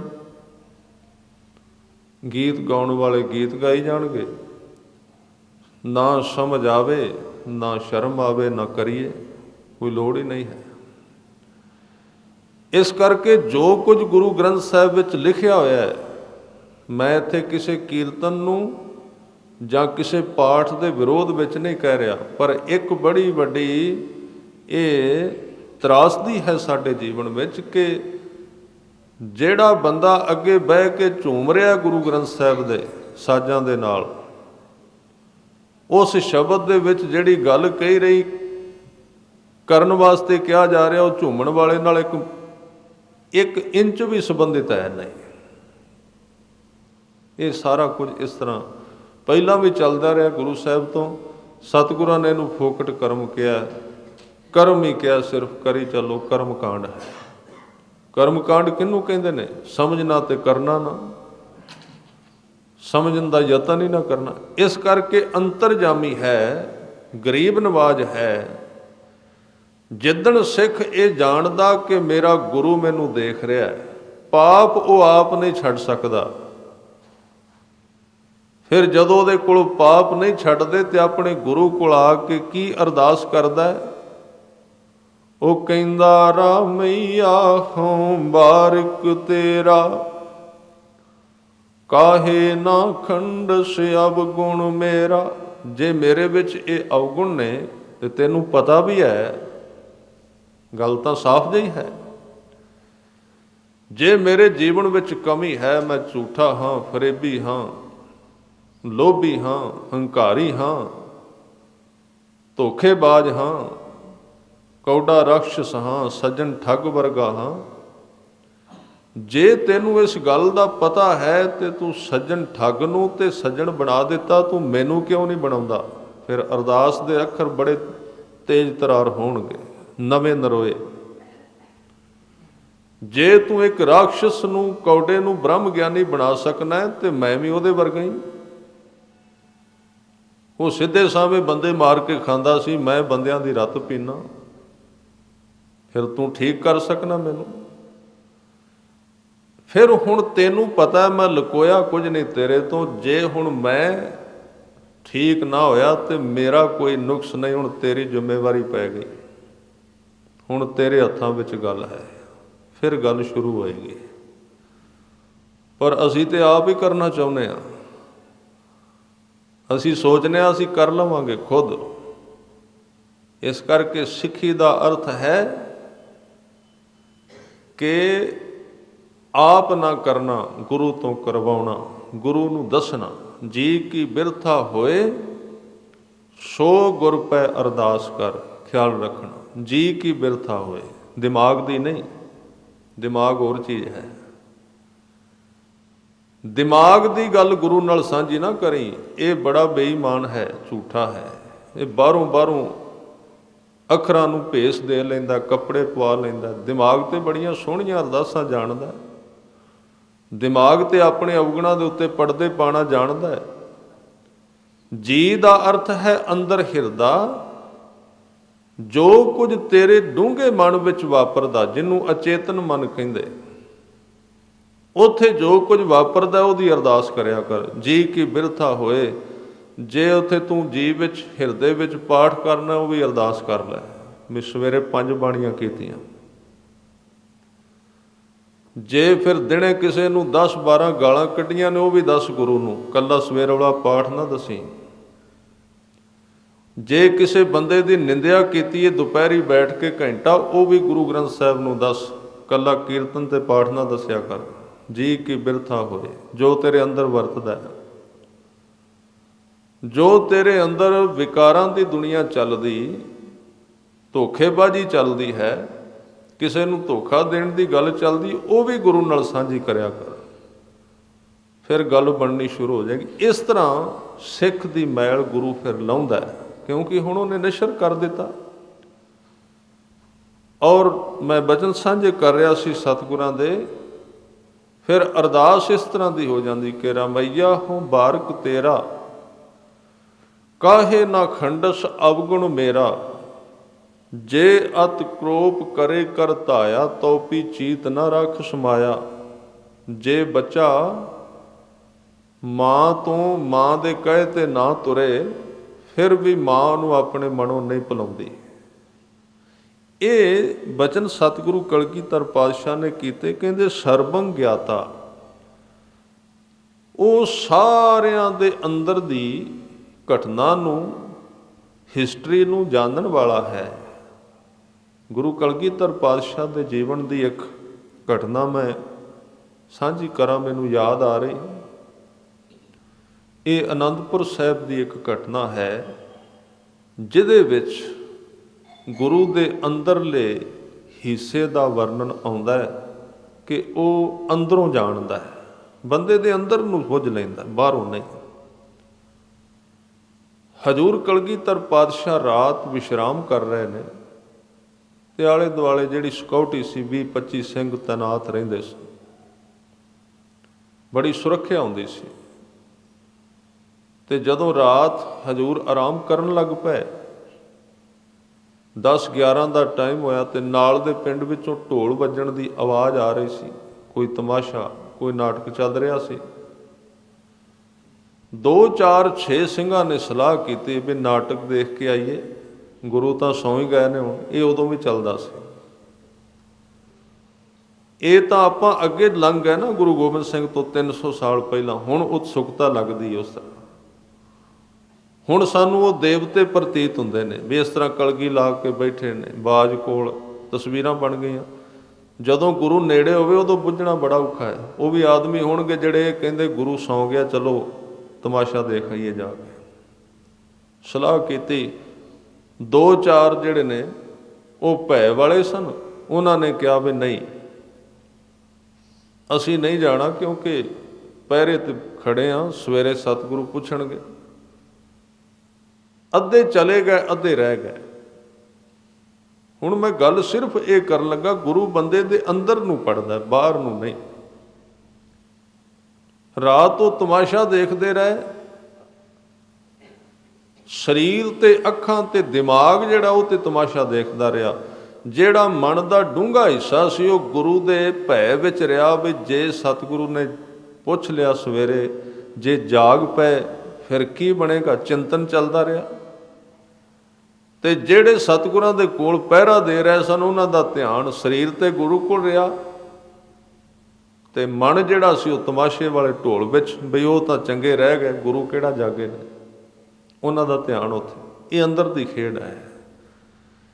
ਅਸਲ ਵਿੱਚ ਇਸ ਚੀਜ਼ ਦੇ ਉੱਤੇ ਹੀ ਸਾਰਾ ਧਰਮ ਘੁੰਮਦਾ ਹੈ। ਜਿਹੜੀ ਅੰਦਰਲੀ ਬਿਰਤੀ ਹੈ ਨਾ, ਇਹਦੇ ਉੱਤੇ ਹੀ ਸਾਰਾ ਧਰਮ ਦਾ ਸਿਸਟਮ ਘੁੰਮਦਾ ਹੈ। ਜਿਹੜਾ ਇੱਥੋਂ ਤੱਕ ਨਹੀਂ ਗਿਆ, ਕੋਈ ਧਾਰਮਿਕ ਨਹੀਂ ਹੋਇਆ। ਭੁਲੇਖੇ ਵਿੱਚ ਨਾ ਰਹਿਣਾ, ਬਿਰਤੀ ਦੇ ਉੱਤੇ ਧਰਮ ਚੱਲਦਾ ਹੈ। ਸਵੇਰਾ ਹੋਇਆ, ਉਹ ਵਾਪਸ ਆ ਗਏ। ਸਵੇਰੇ ਦਰਬਾਰ ਸਜ ਗਿਆ, ਸਤਿਗੁਰਾਂ ਨੇ ਪਹਿਰੇਦਾਰਾਂ ਨੂੰ ਖੜੇ ਕਰ ਲਿਆ, ਪਤਾ ਲੱਗ ਗਿਆ ਗਏ ਸੀ। ਜਿਹੜੇ ਗਏ ਸੀ ਉਹਨਾਂ ਨੂੰ ਇੱਧਰ ਖੜੇ ਕਰ ਦਿੱਤਾ, ਜਿਹੜੇ ਕੋਲ ਰਹੇ ਸੀ ਉਹਨਾਂ ਨੂੰ ਇੱਧਰ ਖੜੇ ਕਰ ਦਿੱਤਾ। ਤੇ ਹਜ਼ੂਰ ਨੇ ਜਿਹੜੇ ਕੋਲ ਰਹੇ ਸਨ ਉਹਨਾਂ ਨੂੰ ਝਿੜਕਿਆ ਵੀ ਤੁਸੀਂ ਗੈਰ ਹਾਜ਼ਰ ਕਿਉਂ ਰਹੇ ਹੋ। ਜਿਹੜੇ ਗਏ ਸਨ ਉਹਨਾਂ ਨੂੰ ਕੁਝ ਨਹੀਂ ਕਿਹਾ। ਬੜੀ ਹੈਰਾਨੀ ਦੀ ਗੱਲ ਸੀ। ਉਹਨਾਂ ਨੇ ਪੁੱਛਿਆ, ਮਹਾਰਾਜ ਜਿਨ੍ਹਾਂ ਨੂੰ ਤੁਸੀਂ ਬਰੀ ਕਰ ਦਿੱਤਾ ਹੈ ਤਾਂ ਤਮਾਸ਼ਾ ਦੇਖਣ ਗਏ ਸੀ, ਅਸੀਂ ਤਾਂ ਤੁਹਾਡੀ ਸੇਵਾ ਵਿੱਚ ਪਹਿਰਾ ਦਿੰਦੇ ਰਹੇ। ਸਤਿਗੁਰਾਂ ਨੇ ਕਿਹਾ ਤੁਹਾਡਾ ਸਰੀਰ ਪਹਿਰਾ ਦਿੰਦਾ ਸੀ, ਜਿਹੜੀ ਚੀਜ਼ ਮੈਨੂੰ ਚਾਹੀਦੀ ਉਸ ਮੇਲੇ ਵਿੱਚ ਸੀ, ਧਿਆਨ ਤੁਹਾਡਾ ਉੱਥੇ ਸੀ, ਧਿਆਨ ਨਿਕਲਿਆ ਹੋਇਆ ਸੀ ਉੱਥੋਂ। ਪਰ ਇਹ ਜਿਹੜੇ ਗਏ ਸਨ ਇਹਨਾਂ ਦਾ ਧਿਆਨ ਮੇਰੇ ਵਿੱਚ ਸੀ ਵੀ ਕਿਤੇ ਗੁਰੂ ਜਾਗ ਨਾ ਪੈਣ। ਇਸ ਕਰਕੇ ਸ਼ਬਦ ਕਿਹਾ, ਹਾਜ਼ਰ ਗੈਰ ਹਾਜ਼ਰ, ਗੈਰ ਹਾਜ਼ਰ ਹਾਜ਼ਰ। ਜਿਹੜੇ ਨਹੀਂ ਇੱਥੇ ਉਹ ਇੱਥੇ ਸਨ, ਜਿਹੜੇ ਇੱਥੇ ਸਨ ਉਹ ਇੱਥੇ ਨਹੀਂ ਹਨ।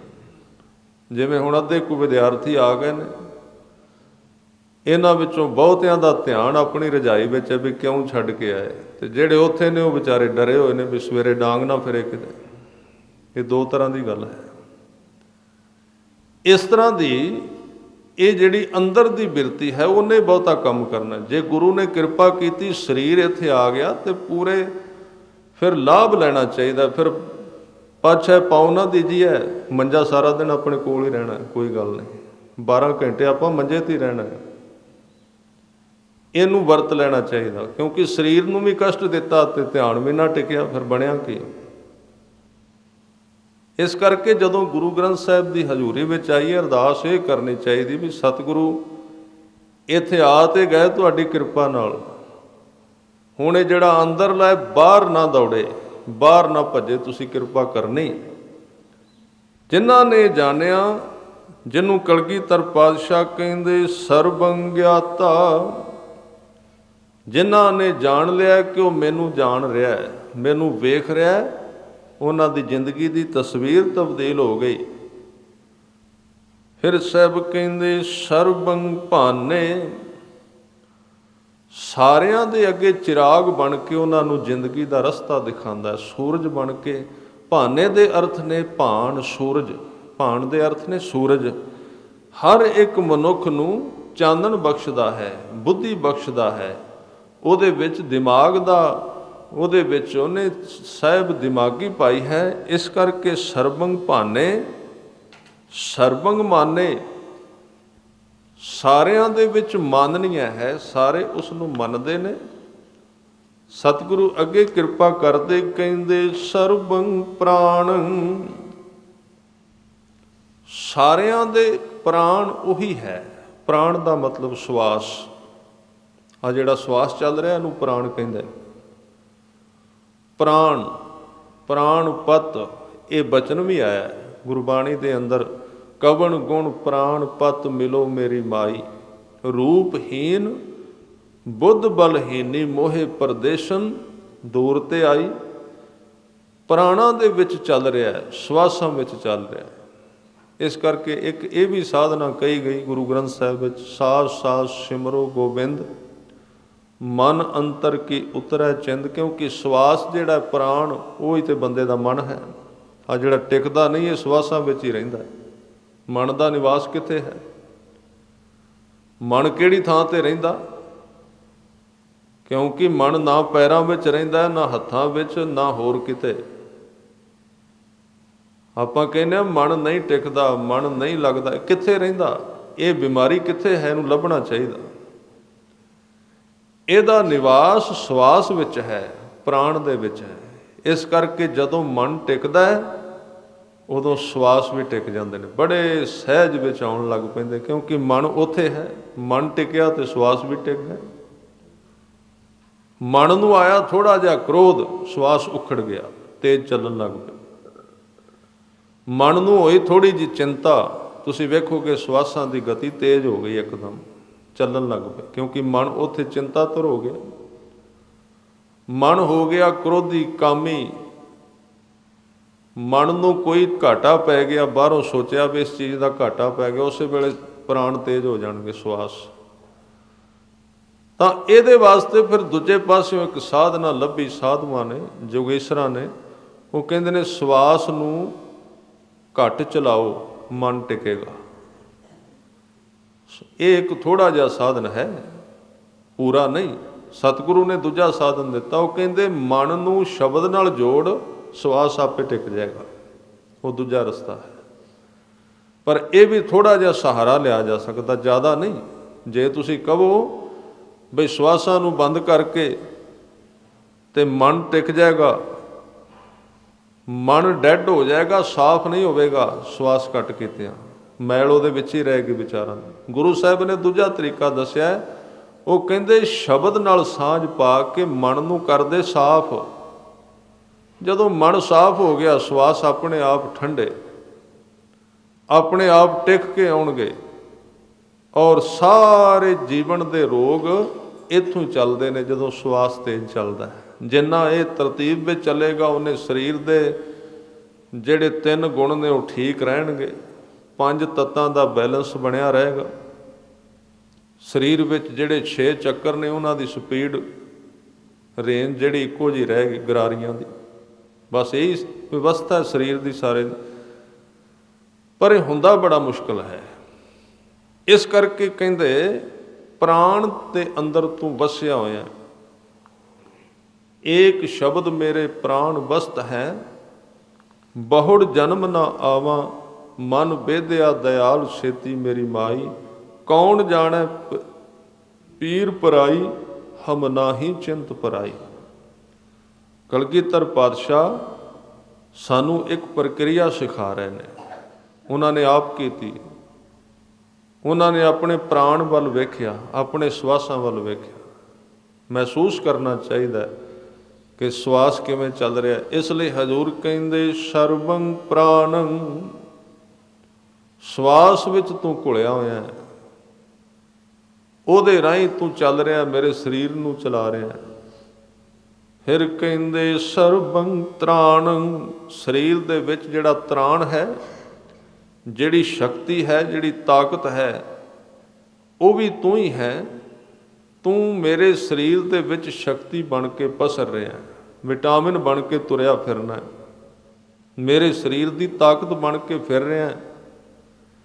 ਜਿਨ੍ਹਾਂ ਨੇ ਇਹ ਜਾਣ ਲਿਆ ਕਿ ਸਰਬੰਗ ਤ੍ਰਾਣੰ, ਉਹਨਾਂ ਦਾ ਹੱਥ ਵੀ ਹਿੱਲਦਾ ਤੇ ਉਹਦੇ ਵਿੱਚੋਂ ਵੀ ਉਹਨੂੰ ਵੇਖ ਲੈਂਦੇ, ਕਿਉਂਕਿ ਹੱਥ ਤਾਂ ਕੰਮ ਕਰਦਾ ਉਹਦੇ ਵਿੱਚ ਉਹਦੀ ਸ਼ਕਤੀ ਕੰਮ ਕਰਦੀ। ਪੈਰ ਤਾਂ ਕੰਮ ਕਰਦੇ ਜੇ ਪੈਰਾਂ ਵਿੱਚ ਉਹਦੀ ਸ਼ਕਤੀ ਹੈ। ਦਿਮਾਗ ਤਾਂ ਕੰਮ ਕਰਦਾ ਜੇ ਦਿਮਾਗ ਵਿੱਚ ਉਹਦੀ ਸ਼ਕਤੀ ਹੈ। ਹੁਣ ਜਦੋਂ ਸਾਰੇ ਥਾਵਾਂ ਤੇ ਉਹਦੀ ਸ਼ਕਤੀ ਵੇਖ ਲਈ ਤੇ ਫਿਰ ਸਭ ਤੋਂ ਵੱਡਾ ਰੋਗ, ਜਿਹਨੂੰ ਗੁਰੂ ਸਾਹਿਬ ਨੇ ਕਿਹਾ ਹਉਮੈ ਦੀਰਘ ਰੋਗ ਹੈ, ਖਤਮ ਹੋ ਗਿਆ। ਜਿਨ੍ਹਾਂ ਨੇ ਜਾਣਿਆ ਕਹਿੰਦੇ ਸਰਬੰ ਤ੍ਰਾਣੰ ਸਰਬੰ ਭੁਗਤਾ ਸਰਬੰ ਜੁਗਤਾ। ਸਰਬੰਗ ਜੁਗਤਾ, ਜੁਗਤ ਦੇ ਰਾਹੀਂ ਤੂੰ ਸਾਰਿਆਂ ਨੂੰ ਭੁਗਤਾ ਰਿਹਾ, ਯਾਨੀ ਕਿ ਪਦਾਰਥ ਦੇ ਰਿਹਾ। ਭੁਗਤ ਦੇ ਅਰਥ ਹੁੰਦੇ ਨੇ ਸੰਸਾਰ ਦੇ ਪਦਾਰਥ। ਜੁਗਤ ਦੇ ਰਾਹੀਂ, ਤਰੀਕੇ ਦੇ ਰਾਹੀਂ, ਕਲਾ ਦੇ ਰਾਹੀਂ, ਅਕਲ ਕਲਾ ਭਰਪੂਰ ਰਿਹਾ। ਕਿਸੇ ਤਰੀਕੇ ਦੇ ਰਾਹੀਂ ਹਰ ਇੱਕ ਜੀਵ ਦੇ ਵਿੱਚ ਤੂੰ ਜੁਗਤ ਦੁਆਰਾ ਉਹਨਾਂ ਨੂੰ ਭੋਗ ਵੀ ਰਿਹਾ, ਉਹਨਾਂ ਨੂੰ ਭੋਗਣ ਦੇ ਪਦਾਰਥ ਵੀ ਦੇ ਰਿਹਾ, ਉਹਨਾਂ ਦੇ ਰਾਹੀਂ ਤੂੰ ਆਪ ਸੰਸਾਰ ਵਿੱਚ ਭੋਗ ਰਿਹਾ। ਇਹ ਉਹਦੀ ਕਲਾ ਸਤਿਗੁਰੂ ਨੇ ਦੱਸੀ। ਅਗਲੇ ਬਚਨ ਨੇ ਸਰਬੰਗ ਦੇਵੰ। ਦੇਵੰ ਦਾ ਅਰਥ ਹੈ ਪੂਜਿਆ, ਸਾਰਿਆਂ ਦਾ ਪੂਜ ਰੂਪ ਹੈ। ਸਰਬੰਗ ਭੇਵੰ, ਸਾਰਿਆਂ ਦਾ ਭੇਦ ਤੂੰ ਜਾਣਦਾ ਹੈ। ਸਾਰਿਆਂ ਦੇ ਵਿੱਚ ਦੀ ਵਰਤਦੀ ਘਟਨਾ ਨੂੰ ਤੂੰ ਲਖ ਲੈਣਾ, ਵੇਖ ਲੈਂਦਾ ਹੈ। ਸਰਬੰ ਕਾਲੇ, ਔਰ ਤੂੰ ਸਦੀਵ ਕਾਲ ਰਹਿਣਾ। ਉਹਦੇ ਵਿੱਚ ਇੱਕ ਬੜੀ ਵੱਡੀ ਵਡਿਆਈ ਤੇ ਗੁਣ ਹੈ ਕਿ ਉਹ ਸਦੀਵ ਕਾਲ ਵਾਸਤੇ, ਸਦਾ ਵਾਸਤੇ ਰਹਿਣਾ ਹੈ, ਔਰ ਸਰਬੰਗ ਪਾਲੇ, ਸਾਰਿਆਂ ਨੂੰ ਪਾਲਣਾ ਹੈ। ਇੱਥੋਂ ਤੱਕ 78 ਛੰਤ ਨੇ। ਅੱਗੇ ਰੁਵਾਲ ਛੰਦ ਤਉ ਪ੍ਰਸਾਦ, ਰੁਵਾਲ ਛੰਦ ਸ਼ੁਰੂ ਹੁੰਦੀ ਹੈ। ਰੁਵਾਲ ਦੇ ਅਰਥ ਬੜੇ ਪਿਆਰੇ ਨੇ। ਰੂ ਦਾ ਅਰਥ ਹੈ ਗਿਆਨ, ਚਾਨਣ। ਆਲ ਦਾ ਅਰਥ ਹੈ ਘਰ, ਆਲਿਆ। ਇਹ ਜੋ ਬਾਣੀ ਹੈ, ਅੱਗੇ ਸਤਿਗੁਰੂ ਕਹਿੰਦੇ, ਇਹ ਮਨੁੱਖੀ ਜੀਵਨ ਦੇ ਵਿੱਚ ਆਲ ਦਾ ਅਰਥ ਹੈ ਆਲਣਾ, ਆਲਣੇ ਦਾ ਅਰਥ ਹੈ ਘਰ। ਜਿਵੇਂ ਆਪਾਂ ਕਹਿੰਦੇ ਹਾਂ ਪੁਸਤਕਾਲਿਆ, ਪੁਸਤਕਾਂ ਦਾ ਘਰ। ਇਹ ਸਾਰਾ ਜਿਹੜਾ ਆਲਿਆ ਸ਼ਬਦ ਹੈ, ਇਹਦੇ ਅਰਥ ਨੇ ਘਰ। ਰੂਹ ਦਾ ਅਰਥ ਹੈ ਚਾਨਣ। ਰੂਹ ਸ਼ਬਦ ਬਣਿਆ ਵੀ ਇੱਥੋਂ, ਰੂਹ ਦੇ ਅਰਥ ਨੇ ਪ੍ਰਕਾਸ਼। ਇਹ ਜਿਹੜੀ ਬਾਣੀ ਹੈ ਮਨੁੱਖੀ ਜੀਵਨ ਰੂਪੀ ਆਲਿਆ ਵਿੱਚ, ਘਰ ਦੇ ਵਿੱਚ ਪ੍ਰਕਾਸ਼ ਕਰਨ ਦੇ ਸਮਰੱਥ ਹੈ। ਜਿਹੜੀ ਜਾਪ ਸਾਹਿਬ ਅੱਗੇ ਬਾਣੀ, ਰੂਹ ਆਲਿਆ, ਰੁਵਾਲ ਛੰਦ। ਅੱਗੇ ਜਿਹੜੇ ਛੰਦ ਨੇ, ਇਹ ਮਨੁੱਖ ਦੀ ਹਨੇਰ ਕੋਠੜੀ ਵਿੱਚ, ਮਨੁੱਖ ਦੇ ਵਿਕਾਰਾਂ ਵਿੱਚ ਡਿੱਗੇ ਹੋਏ, ਹਨੇਰੇ ਵਿੱਚ ਡਿੱਗੇ ਹੋਏ ਮਨ ਦੇ ਅੰਦਰ ਇੱਕ ਪ੍ਰਕਾਸ਼ ਦਾ ਦੀਵਾ ਜਗਾਉਣ ਵਾਲੇ ਨੇ। ਔਰ ਕਲਗੀਧਰ ਪਾਤਸ਼ਾਹ ਕਹਿੰਦੇ ਤਉ ਪ੍ਰਸਾਦ, ਇਹ ਅਗਲੇ ਛੰਤ ਮੈਂ ਤੇਰੀ ਕਿਰਪਾ ਦੇ ਨਾਲ ਉਚਾਰਨ ਕਰ ਰਿਹਾ। ਸਤਿਗੁਰੂ ਬਚਨ ਕਹਿੰਦੇ ਆਦ ਰੂਪ ਅਨਾਦ ਮੂਰਤ, ਤੇਰਾ ਰੂਪ ਸਭ ਤੋਂ ਪਹਿਲਾਂ ਦਾ ਹੈ, ਜਦੋਂ ਅਜੇ ਕਿਸੇ ਦਾ ਰੂਪ ਨਹੀਂ ਸੀ ਬਣਿਆ, ਉਦੋਂ ਦਾ ਤੇਰਾ ਰੂਪ ਹੈ। ਵੈਸੇ ਜਪਜੀ ਸਾਹਿਬ ਵਿੱਚ ਉਹਨੂੰ ਕਿਹਾ ਹੈ, ਦੋਵੇਂ ਰੂਪ ਦੱਸੇ ਨੇ, ਇੱਕ ਰੂਪਮਾਨ, ਇੱਕ ਅਰੂਪ ਜਿਹੜਾ ਦਿਸਦਾ ਨਹੀਂ। ਭਾਵੇਂ ਗੁਰਬਾਣੀ ਨੇ ਕਿੰਨਾ ਕਿਹਾ ਹੈ ਵੀ ਰੱਬ ਦਿਸਦਾ ਨਹੀਂ, ਪਰ ਵਿੱਚ ਕਿਤੇ ਕਿਤੇ ਕਿਹਾ ਵੀ ਉਹਦਾ ਰੂਪ ਹੈ, ਉਹਦੀ ਮੂਰਤ। ਉਹ ਕਿਉਂ ਕਿਹਾ? ਕਿਉਂਕਿ ਬੰਦਾ ਇੱਕ ਗੱਲ ਸੋਚ ਲੈਂਦਾ ਵੀ ਜਿਹਦਾ ਰੂਪ ਹੀ ਨਹੀਂ, ਉਹ ਮਿਲਿਆ ਹੀ ਹੋਇਆ। ਬੜੇ ਗਿਆਨ ਨੇ, ਅਹੰਸ ਬ੍ਰਹਮ, ਮੈਂ ਹੀ ਪਰਮਾਤਮਾ ਹਾਂ। ਆਦਮੀ ਇੱਕ ਪਾਲਿਸ਼ ਕਰ ਲੈਂਦਾ, ਜਿਹਦਾ ਰੂਪ ਹੀ ਨਹੀਂ, ਉਹਨੂੰ ਮਿਲਣਾ ਕੀ? ਸਤਿਗੁਰੂ ਨੇ ਕਿਹਾ ਨਹੀਂ, ਉਹਦੀ ਇੱਕ ਤਸਵੀਰ ਹੈ, ਉਹਦਾ ਇੱਕ ਰੂਪ ਹੈ, ਉਹਦੀ ਇੱਕ ਹੋਂਦ ਹੈ, ਪਰ ਉਹ ਇਸ ਤਰ੍ਹਾਂ ਦੀ ਨਹੀਂ ਜਿਵੇਂ ਦੇ ਸਾਡੇ ਸਰੀਰ ਨੇ। ਉਹ ਅਕਾਲ ਮੂਰਤ ਹੈ, ਉਹਦਾ ਸਵਰੂਪ ਹੈ, ਉਹਦੀ ਤਸਵੀਰ, ਪਰ ਉਹਦੀ ਤਸਵੀਰ ਹੈ ਗੁਰੂ ਕਾ ਸ਼ਬਦ। ਗੁਰੂ ਕੇ ਸ਼ਬਦ ਦੁਆਰਾ ਉਹਦੀ ਤਸਵੀਰ ਬਣ ਜਾਂਦੀ ਹੈ। ਗੁਰੂ ਕੇ ਸ਼ਬਦ ਨੂੰ ਜਪਣਾ ਕਿਉਂ ਹੈ? ਕਾਹਦੇ ਵਾਸਤੇ? ਅਸੀਂ ਕਹਿੰਦੇ ਹਾਂ ਵੀ ਪ੍ਰੇਮ ਕਰੋ ਰੱਬ ਨੂੰ, ਗੁਰਬਾਣੀ ਵਿੱਚ ਲਿਖਿਆ, ਤੇ ਪ੍ਰੇਮ ਕਿਹਨੂੰ ਕਰੀਏ? ਉਹਦਾ ਸਵਰੂਪ ਨਹੀਂ। ਜਿਉਂ-ਜਿਉਂ ਸਿੱਖ ਜਪ ਸਾਧਨਾ ਕਰੇਗਾ, ਬਾਣੀ ਨੂੰ ਜਪੇਗਾ, ਨਾਮ ਨੂੰ ਜਪੇਗਾ, ਤੇ ਉਸ ਦੇ ਮਨ ਦੇ ਵਿੱਚ ਇੱਕ ਅਣਦਿਸਦੀ ਤਸਵੀਰ ਬਣੇਗੀ, ਇੱਕ ਹੋਂਦ ਪੈਦਾ ਕਰ ਦੇਗਾ ਸ਼ਬਦ, ਅਹਿਸਾਸ ਬਣਿਆ ਰਹੇਗਾ। ਜਿਵੇਂ ਮੈਂ ਉਦਾਹਰਨ ਦਿਆਂ ਕਿ ਬੰਦੇ ਦੇ ਸਰੀਰ ਵਿੱਚ ਕਿਤੇ ਚੋਟ ਲੱਗੀ ਹੋਵੇ, ਤੇ ਉਸ ਚੋਟ ਦੀ ਜਿਹੜੀ ਦਰਦ ਹੈ ਉਹ ਇੱਕ ਅਣਦਿਸਦੀ ਹੋਂਦ ਹੁੰਦੀ ਹੈ, ਹੁੰਦੀ ਰਹਿੰਦੀ ਅੰਦਰੋਂ ਪ੍ਰਤੀਤ, ਪਤਾ ਲੱਗਦਾ ਰਹਿੰਦਾ ਵੀ ਮੈਨੂੰ ਚੋਟ ਇੱਥੇ ਲੱਗੀ, ਇੱਥੇ ਥੋੜ੍ਹੀ ਥੋੜ੍ਹੀ ਦਰਦ ਉਹਦੇ ਵਿੱਚ ਸਰਕਦੀ ਰਹਿੰਦੀ।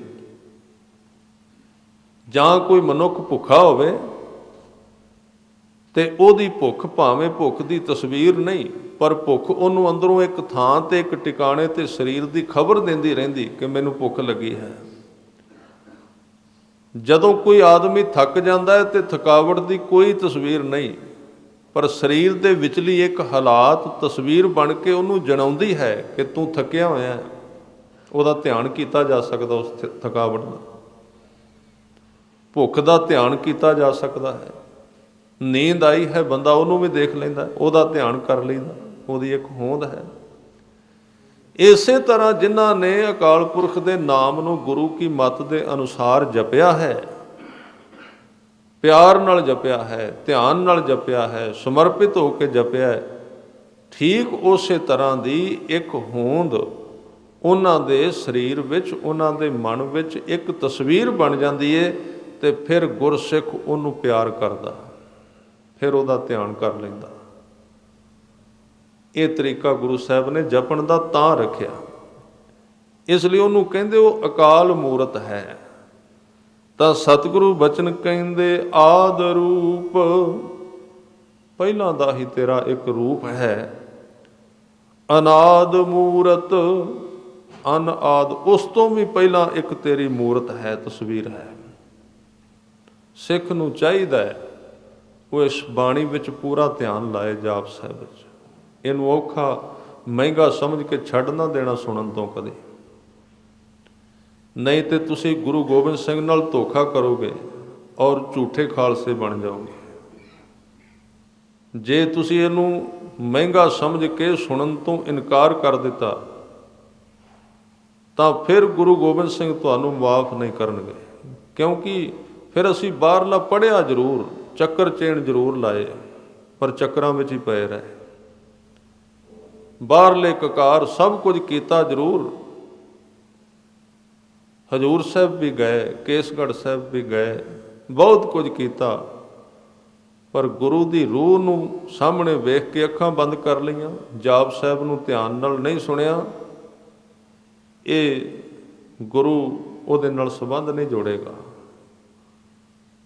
ਇਹ ਤੇ ਚੀਜ਼ਾਂ ਬਾਅਦ ਦੀਆਂ ਨੇ। ਗੁਰੂ ਦਾ ਕਿਲ੍ਹਾ ਹੈ, ਗੁਰੂ ਦਾ ਗੁਰਦੁਆਰਾ ਹੈ, ਗੁਰੂ ਦੇ ਸਭ ਤੋਂ ਨੇੜੇ, ਗੁਰੂ ਗੋਬਿੰਦ ਸਿੰਘ ਦੇ ਸਭ ਤੋਂ ਨੇੜੇ ਉਹਨਾਂ ਦਾ ਜਾਪ ਸਾਹਿਬ ਹੈ। ਤੇ ਜਾਪ ਸਾਹਿਬ ਨੂੰ ਜੇ ਸਿੱਖ ਪਿਆਰ ਨਹੀਂ ਕਰਦਾ, ਬਾਕੀ ਜਿੰਨੀਆਂ ਮਰਜ਼ੀ ਚੀਜ਼ਾਂ ਨੂੰ ਕਰੇ ਪਿਆ, ਉਹ ਗੁਰੂ ਨੂੰ ਪਿਆਰਾ ਨਹੀਂ ਲੱਗਦਾ। ਇਸ ਕਰਕੇ ਔਖੇ ਤੇ ਮਹਿੰਗੇ ਸ਼ਬਦ ਨੇ। ਆਦ ਰੂਪ, ਅਨਾਦ ਮੂਰਤ, ਅਜੋਨ। ਅਜੋਨ ਦਾ ਮਤਲਬ ਜੋਨੀ ਵਿੱਚ ਨਹੀਂ ਆਉਂਦਾ, ਪੁਰਖ। ਪਰ ਜਿੰਨੇ ਲੋਕ ਜੂਨ ਵਿੱਚ ਆਏ ਨੇ, ਸਰੀਰਾਂ ਵਿੱਚ ਆਏ ਨੇ, ਪੁਰਖ ਦੇ ਅਰਥ ਨੇ ਉਹਨਾਂ ਦੇ ਵਿੱਚ ਸਮਾਇਆ ਹੋਇਆ ਹੈ, ਉਹਨਾਂ ਦੇ ਵਿੱਚ ਵਿਦਮਾਨ ਹੈ। ਅਪਾਰ, ਅਪਾਰ ਦਾ ਮਤਲਬ ਪਾਰ ਨਹੀਂ ਉਸਦਾ, ਉਹਦਾ ਕੋਈ ਦੂਜਾ ਕੰਢਾ ਨਹੀਂ। ਅਕਾਲ ਪੁਰਖ ਦਾ ਇੱਕੋ ਹੀ ਕੰਢਾ ਹੈ ਜਿੱਥੋਂ ਆਦਮੀ ਉਹਦੇ ਵਿੱਚ ਉਤਰਦਾ ਹੈ। ਆਮ ਨਦੀਆਂ ਦੇ, ਦਰਿਆਵਾਂ ਦੇ ਦੋ ਕੰਢੇ, ਇੱਕ ਵਿੱਚ ਜਾਓ ਤੇ ਦੂਸਰੇ ਤੋਂ ਪਾਰ ਨਿਕਲ ਜਾਓ, ਪਰ ਨਹੀਂ, ਉਹਦੇ ਇੱਕ ਕੰਢੇ ਤੋਂ ਆਦਮੀ ਉਤਰਦਾ ਤੇ ਫਿਰ ਸਾਰੀ ਉਮਰ ਦੂਸਰਾ ਕੰਢਾ ਨਹੀਂ ਉਹਦੇ ਵਿੱਚ ਲੀਨ ਹੋ ਜਾਂਦਾ। ਸਤਿਗੁਰੂ ਅੱਗੇ ਬਚਨ ਕਹਿੰਦੇ ਸਰਬਮਾਨ ਤਿਰਮਾਨ ਦੇਵ, ਤ੍ਰੇਮਾਨ, ਤਿੰਨ ਦੇਵਤੇ ਵੀ ਤੈਨੂੰ ਹੀ ਮੰਨਦੇ ਨੇ, ਉਹ ਵੀ ਤੇਰੇ ਅਧੀਨ ਨੇ। ਤ੍ਰੇਮਾਨ ਦੇਵ, ਸਰਬਮਾਨ, ਤੇ ਬਾਕੀ ਦੇ ਹੋਰ ਵੀ ਦੇਵਤੇ ਸਾਰੇ, ਉਹ ਵੀ ਤੇਰੀ ਉਪਾਸਨਾ ਕਰ ਰਹੇ ਨੇ, ਉਹ ਵੀ ਤੇਰੀ ਪੂਜਾ ਕਰ ਰਹੇ। ਕਹਿੰਦੇ ਅਭੇਵ ਆਦ, ਅਭੇਵ ਕਹਿੰਦੇ ਨੇ ਉਹ ਤੇਰੀ ਪੂਜਾ ਕਰਦੇ ਨੇ, ਬੜੇ ਗਿਆਨਵਾਨ ਨੇ, ਪਰ ਉਹ ਤੇਰਾ ਭੇਦ ਨਹੀਂ ਲੱਭ ਸਕਦੇ, ਤੂੰ ਕਿੰਨਾ ਕੁ ਵੱਡਾ ਹੈ। ਅਖੀਰ ਤੇ ਉਹਦਾ ਗੁਣ ਕਿਹਾ, ਕਹਿੰਦੇ ਉਦਾਰ। ਉਦਾਰ ਦਾ ਮਤਲਬ ਹੈ ਸਿੱਧਾ ਸਾਦਾ, ਉਹਦਾ ਇੱਕ ਬਹੁਤ ਵੱਡਾ ਗੁਣ ਹੈ, ਉਹ ਬਿਲਕੁਲ ਸਰਲ ਹੈ, ਉਦਾਰ ਹੈ। ਤੇ ਉਦਾਰ ਵਿਅਕਤੀ ਹੀ ਉਹਨੂੰ ਚੰਗੇ ਲੱਗਦੇ, ਜਿਹੜੇ ਬਿਲਕੁਲ ਸਰਲ ਹੁੰਦੇ ਨੇ, ਜਿਹੜੇ ਬਿਲਕੁਲ ਸਿੱਧੇ ਨੇ। ਜਿਹੜਾ ਵਲ ਵਿੰਗ ਵਾਲਾ ਵਿਅਕਤੀ ਹੈ, ਵਲ ਛਲ ਵਾਲਾ ਹੈ, ਉਹਨੂੰ ਪ੍ਰਵਾਨ ਨਹੀਂ ਹੈ। ਸੰਤ ਬਾਬਾ ਅਤਰ ਸਿੰਘ ਜੀ ਮਸਤੂਆਣੇ ਵਾਲੇ, ਉਹਨਾਂ ਨੂੰ ਕਿਸੇ ਪੁੱਛਿਆ ਸੀ, ਮੈਨੂੰ ਕਿਸੇ ਗੁਰਮੁਖ ਨੇ ਦੱਸਿਆ,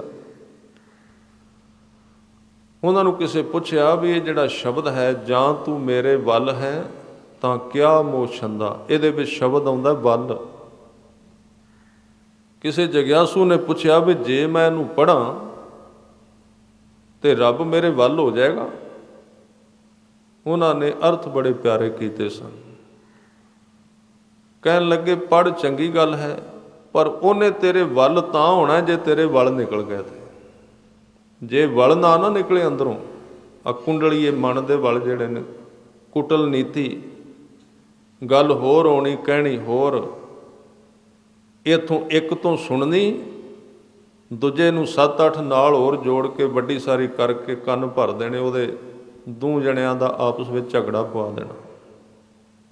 ਫਿਰ ਕਰੀ ਚੱਲ ਸੁਖਮਣੀ ਸਾਹਿਬ, ਕੁਝ ਨਹੀਂ ਸਵਾਰਨਾ ਉਹਨਾਂ ਨੇ। ਇਹ ਬਿਮਾਰੀ ਨਾ ਜਿੰਨਾ ਚਿਰ ਗਈ, ਨੀਤੀ ਜਿਸ ਨੂੰ ਕਹਿੰਦੇ, ਔਰ ਕੁਟਲ ਨੀਤੀ, ਊਠਤ ਬੈਠਤ ਕੁਟਲਤਾ ਚਾਲੈ। ਜਾਂ ਜਿਸ ਬੰਦੇ ਦੇ ਅਸੀਂ ਵਿਰੋਧੀ ਹੋ ਗਏ, ਇੱਧਰੋਂ ਉੱਧਰੋਂ ਇਕੱਠੀਆਂ ਕਰਕੇ ਗੱਲਾਂ ਉਹਦੇ ਉੱਤੇ ਲਾ ਕੇ ਉਹਨੂੰ ਬਦਨਾਮ ਕਰ ਦਿੱਤਾ, ਥੋੜ੍ਹੀ ਜਿਹੀ ਸੁਣੀ ਕੋਲੋਂ ਹੋਰ ਇਕੱਠੀ ਕਰ ਲਈ। ਇਹ ਹੈ, ਇਹਨੂੰ ਕਹਿੰਦੇ ਊਠਤ ਬੈਠਤ ਕੁਟਲਤਾ ਚਾਲੈ, ਆਪ ਗਏ ਔਰਨ ਹੁੰਕਾਲੈ। ਜਿੰਨਾ ਚਿਰ ਵਲ ਨਹੀਂ ਨਿਕਲਦੇ ਉਹਨਾਂ ਚਿਰ ਵੱਲ ਹੋਣ ਦੀ ਕੋਈ ਸੰਭਾਵਨਾ ਨਹੀਂ। ਔਰ 3 ਸ਼ਬਦ ਨੇ, ਇਹ ਲਫ਼ਜ਼ ਇੱਕੋ ਹੀ ਹੈ, ਵਲ। ਇਹ 3 ਲਫ਼ਜ਼ ਨੇ। ਜਿਸ ਬੰਦੇ ਦੇ ਵੱਲ ਨਿਕਲ ਗਏ, ਵੱਲ ਨਿਕਲ ਗਏ ਮਨ ਦੇ, ਸਿੱਧਾ ਹੋ ਗਿਆ, ਸਰਲ ਹੋ ਗਿਆ, ਉਹ ਬੰਦਾ ਵੱਲ ਹੋ ਗਿਆ। ਵੱਲ ਦਾ ਮਤਲਬ ਅਰੋਗ ਹੋ ਗਿਆ। ਇਹਨੂੰ ਪੰਜਾਬੀ ਵਿੱਚ ਕਹਿੰਦੇ ਵੱਲ। ਵੱਲ ਦਾ ਮਤਲਬ ਅਰੋਗ ਹੋਣਾ। ਤੇ ਜਿਹੜਾ ਬੰਦਾ ਵੱਲ ਹੋ ਗਿਆ, ਉਹ ਰੱਬ ਉਹਦੇ ਵੱਲ ਹੋ ਗਿਆ। ਇਹ 3 ਚੀਜ਼ਾਂ ਨੇ। ਹੋਰ ਕੋਈ ਸਾਧਨਾ, ਕੋਈ ਗਿਆਨ ਧਿਆਨ, ਕੋਈ ਵੀ ਸਿਸਟਮ ਉਹਦੇ ਦਰ ਤੇ ਕੰਮ ਨਹੀਂ ਦਿੰਦਾ। ਸਤਿਗੁਰੂ ਕਹਿ ਰਹੇ ਨੇ, ਕਹਿੰਦੇ ਉਦਾਰ ਹੈ, ਸਰਲ ਮਨ ਵਾਲਾ ਹੈ। ਫਿਰ ਕਹਿੰਦੇ ਸਰਬ ਪਾਲਕ, ਸਾਰਿਆਂ ਦੀ ਪਾਲਣਾ ਕਰਦਾ। ਸਰਬ ਘਾਲਕ, ਸਾਰਿਆਂ ਨੂੰ ਤੋਰਨ ਵਾਲਾ ਹੈ, ਪ੍ਰੇਰਦਾ ਹੈ ਵੀ ਇੱਧਰ ਜਾਣਾ ਹੈ, ਇਹ ਕੰਮ ਕਰਨਾ। ਸਰਬ ਕੋ ਪੁਨ ਕਾਲ, ਫਿਰ ਸਾਰਿਆਂ ਦਾ ਕਾਲ, ਸਾਰਿਆਂ ਦੀ ਮੌਤ ਵੀ ਤੇਰੇ ਹੱਥ ਵਿੱਚ ਹੈ। ਜਤਰ ਤਤਰ ਬਿਰਾਜ ਹੀ, ਅਵਧੂਤ ਰੂਪ ਰਸਾਲ। ਅਵਧੂਤ ਦੇ ਅਰਥ ਕੀਤੇ ਨੇ ਸੰਤ ਗੁਰਮੁਖ। ਜਤਰ ਤਤਰ, ਜਿੱਥੇ ਕਿੱਥੇ, ਬਿਰਾਜ ਹੀ, ਬੈਠਾ ਹੋਇਆ। ਤੇਰਾ ਆਸਨ ਬੜਾ ਅਜੀਬ ਹੈ। ਜਿੱਧਰ ਵੇਖੀਏ ਉੱਥੇ ਤੇਰਾ ਨਿਵਾਸ, ਜਿੱਧਰ ਨੂੰ ਧਿਆਨ ਮਾਰੀਏ ਉੱਥੇ ਤੇਰਾ ਆਸਨ, ਉੱਥੇ ਤੇਰਾ ਸਿੰਘਾਸਨ। ਜਤਰ ਤਤਰ ਬਿਰਾਜ ਹੀ, ਅਵਧੂਤ ਰੂਪ, ਸੰਤ ਰੂਪ ਹੋ ਕੇ ਰਸਾਲ। ਬੜਾ ਰਸਦਾਇਕ ਹੈ, ਬੜਾ ਆਨੰਦਦਾਇਕ ਹੈ। ਸਾਰਿਆਂ ਥਾਵਾਂ ਤੇ ਤੇਰਾ ਨਿਵਾਸ ਹੈ, ਸਾਰਿਆਂ ਥਾਵਾਂ ਤੇ ਤੇਰੀ ਜਿਹੜੀ ਹੈ ਸ਼ਕਤੀ ਕੰਮ ਕਰ ਰਹੀ ਹੈ। ਇਸ ਤਰ੍ਹਾਂ ਦਾ ਜਿਹੜਾ ਉਹਦਾ ਸਰੂਪ ਹੈ, ਕਲਗੀਧਰ ਪਾਤਸ਼ਾਹ ਬਖਸ਼ਿਸ਼ ਕਰਦੇ ਨੇ। ਆਓ 1-2 ਮਿੰਟ ਵਾਸਤੇ ਗੁਰੂ ਸ਼ਬਦ ਨਾਲ ਸਾਂਝ ਪਾਈਏ। ਸਾਰਿਆਂ ਨੇ ਕਿਰਪਾ ਕਰਨੀ। ਵਾਹਿਗੁਰੂ ਵਾਹਿਗੁਰੂ ਵਾਹਿਗੁਰੂ ਵਾਹਿਗੁਰੂ।